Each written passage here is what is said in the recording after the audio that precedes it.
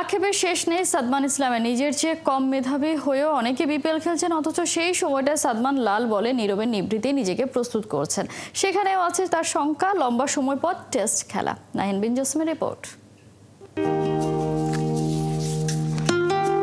ঠিক মাঠটার মাঝখান দিয়ে সাদমান ইসলাম, যাকে কিনা আসলে টেস্ট ক্রিকেটার হিসেবেই আখ্যায়িত বেশি করা হয়, যার কারণে এবারের বিপিএলও তাকে দেখা যাচ্ছে না। মাঠের মধ্য দিয়ে আসলে বেরিয়ে আসছিলেন ইনডোরে প্র্যাকটিস শেষ করে, সেটাও লাল বলের প্র্যাকটিস। সাদমান ইসলাম এই যে এত বছর, অর্থাৎ সবশেষ খুব সম্ভবত আপনি 2017-তে বিপিএল খেলেছিলেন, 6-7 বছর তো হয়ে গেল, 6-7টা সিজন মোটামুটি শেষ।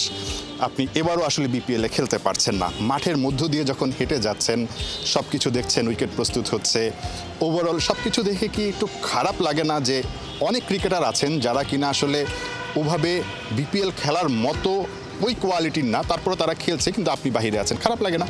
প্রায় তো 5-6 বছর হয়ে গেছে, আমিও তো মোটামুটি ইউজড হয়ে গেছি। দেখেন, আমি যখন আন্ডার-19 ওয়ার্ল্ড কাপে হায়ার করে আসার পরে আমি হয়তো এই টিমেও আমার কখনো ওয়ানডে ম্যাচ খেলা হয় না, বেশি হলে মানে একটা ম্যাচ আমার খেলা হয়েছে। তো হয়তো বা এই টিমে খেললে বা প্রিমিয়ার লিগে আমি মোটামুটি যখনই আমি সুযোগ আসছে আমি ভালোই খেলা ট্রাই করছি, আর মোটামুটি অত খারাপও হয়নি আমার যতটুকু। তো এটা হয়তো বা আমাকে নিয়ে হয়তো বা যখনই আমি প্রথম থেকে আন্ডার-19 খেলে আসছি, তো টেস্ট খেলতে খেলতেই যে কোনো ওয়ানডেগুলো কোনো খেলা হয় নাই, যার কারণে আস্তে আস্তে একটা চলে আসছে যে শুধু লাল বলেই খেলি। এটার জন্য আপনার কাছে মনে হয় না যে আপনার দোষটা কম, বাহিরের আনুষঙ্গিক বিষয়গুলো বেশি আসলে দায়ী?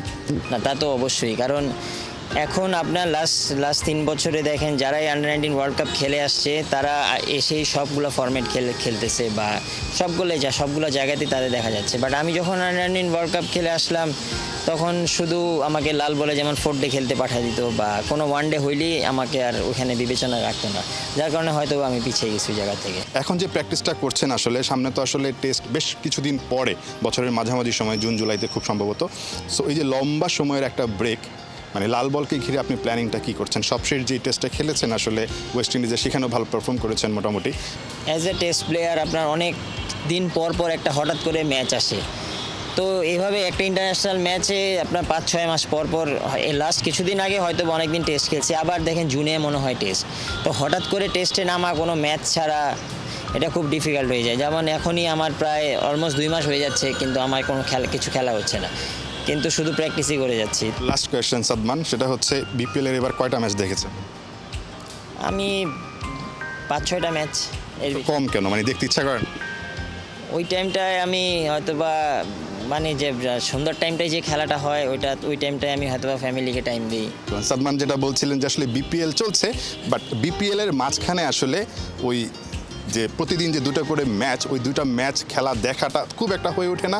পরিবারকে সময় দেওয়াটাই তার কাছে সবচেয়ে বেশি গুরুত্বপূর্ণ মনে হয়। নিজেও খেলছেন না 6-7 বছর ধরে আসলে এই বিপিএলে। সো এই জায়গাটা নিয়ে একটা অভিমান, কষ্ট থাকাটা খুব স্বাভাবিক। বাট লাল বলে আপাতত যেভাবে সবসময় ফোকাস রেখেছেন, এখনও সেই ফোকাসটাই রাখছেন। কিন্তু সেখানেও দুশ্চিন্তার বিষয় যে এখন থেকে আরও 5-6 মাস পরে হয়তোবা তাকে আবার আরেকটা টেস্ট খেলতে হবে। সবশেষ টেস্ট খেলেছিলেন সেই ওয়েস্ট ইন্ডিজে গত বছরে। সাদমান ইসলামদের ক্রিকেটের পথ চলাটা আসলে এরকমই কঠিন। নাহিয়ান বিন জসিম, 71, ঢাকা।